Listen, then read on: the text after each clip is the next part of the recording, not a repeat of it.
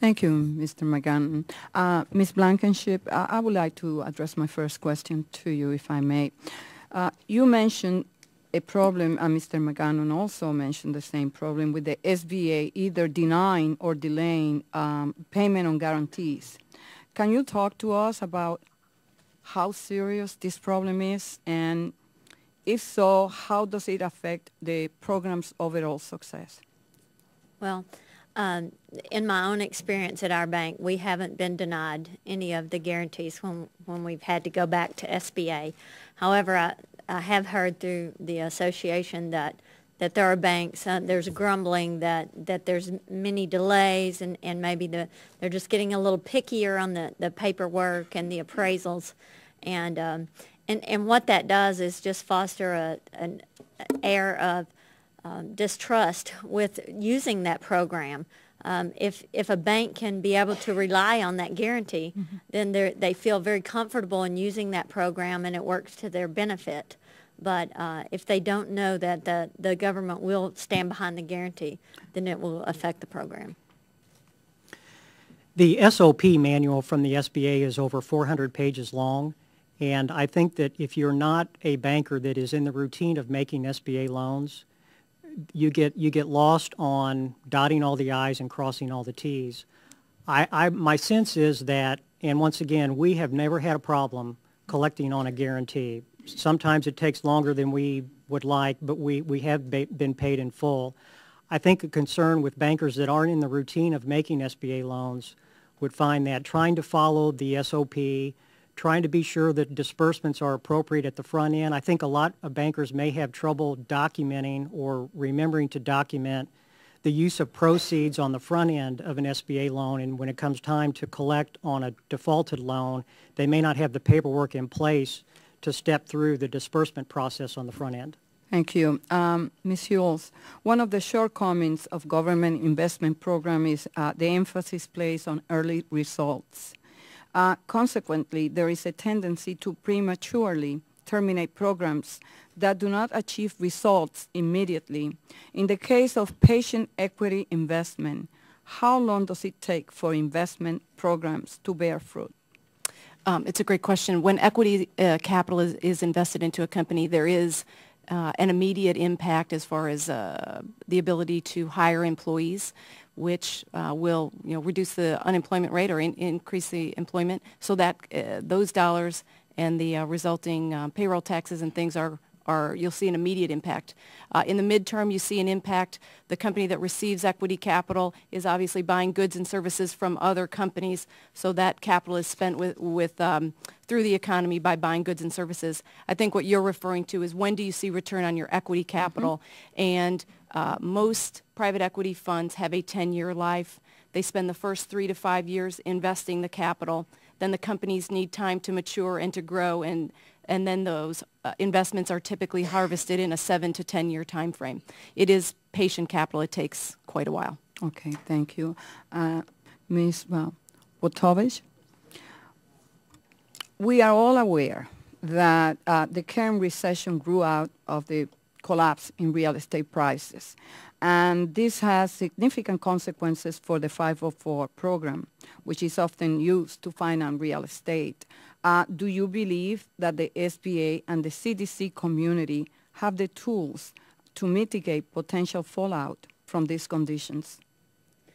I certainly do. I actually think that the depression in the real estate prices will create some opportunities. We've certainly seen an uptick in our backlog of new transactions, mm-hmm. where borrowers who have previously been leasing facilities are now seeing clear and finding some bargains actually in the commercial real estate market.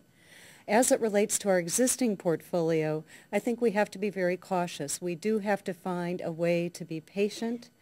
This is not the time to be trying to liquidate or to force liquidation of real estate holdings if there is any chance of rehabilitating a borrower. Forcing a borrower, walking through a foreclosure and trying to sell commercial real estate in this market will only increase the losses to the program and the taxpayer. Thank you. Ms. Blankenship, today, and you were in the White House participating with President Barack Obama when he made that announcement for the use of money for a lending facility through Treasury for small businesses. But the Federal Reserve TALF program has only lent roughly $160 million back with small business loan. Meanwhile, Treasury's $15 billion SBA loan purchase program has yet to make a single transaction. Given these factors, do you think more should be done to restart the secondary market for SBA loans? I certainly, I continue to say that the secondary market plays a very critical role, because you understand that when we make those loans, our bank doesn't typically hold the loans. We sell those guaranteed portions back into the secondary market, allowing us to then re-leverage those funds into additional loans. When there is no secondary market, then that's what causes the freeze of the credit. We are seeing some recovery on the bank side in the secondary market. I think the dealer side is still suffering. The TALF program, I think the challenges there were that you had to go through a primary dealer, and there were some issues about releasing your customers' names, and so that's an issue. The White House plan, I'm not sure what the holdup is there. So whatever we need to do, we need to make sure that we continue to look at the secondary market and continue to push initiatives that will restore that market and restore the confidence. And that's really what it boils down to, is the confidence in that market. But you and feel that really the way the program was structured, it will unlock the secondary market? I think there's a ways to go yet. I think perhaps maybe a panel of bankers and broker-dealers could be brought in and maybe ask their opinion, where is the freeze occurring? What is the holdup? Is it the paperwork? Is it the burden? And, you know, with the TALF funds, there were additional restrictions placed on banks and brokers, so that's an issue. Mr. Magano.